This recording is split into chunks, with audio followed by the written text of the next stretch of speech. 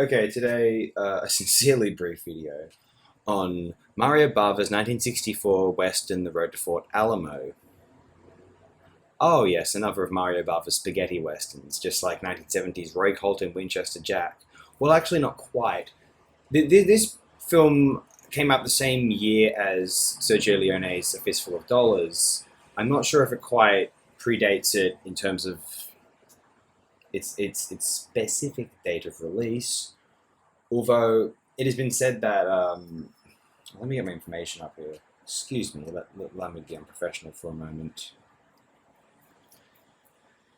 Yeah, see, obviously we think of spaghetti westerns as trying to imitate A Fistful of Dollars, but A Fistful of Dollars was one of four films, Italian westerns, released in 1964.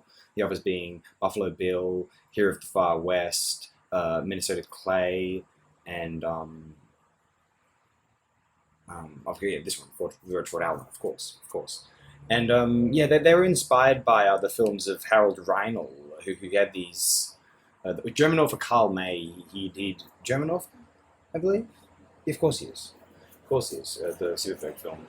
And the yeah, so that these he had several Western novels, and Harold Reinl, the director, had adapted some of them in what we call the Winnetou series. I haven't actually seen any of them. I think my only familiarity of Harold Reinl's work is in the later '60s. He remakes Fritz Lang's Die Nibelungen, and I don't think they're as good as the Fritz Lang films, but they're still pretty damned cool.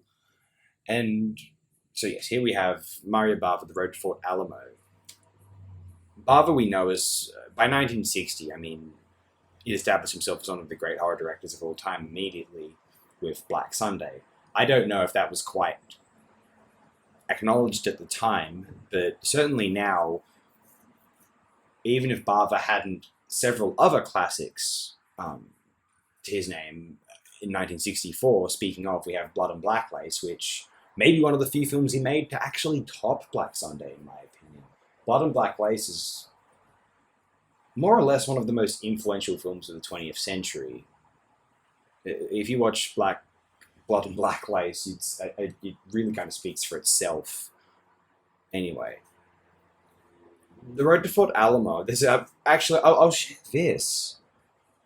You may know Franco Prosperi. Not the Mondo Franco Prosperi. There's another Franco Prosperi. He directed several.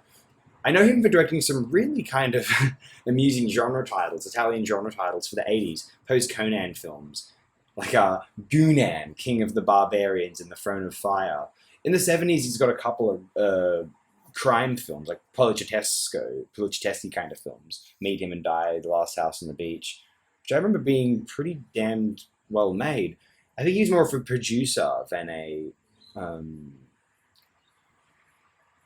a, than a, than a director. Screenwriter, it says, okay. Slightly mistaken.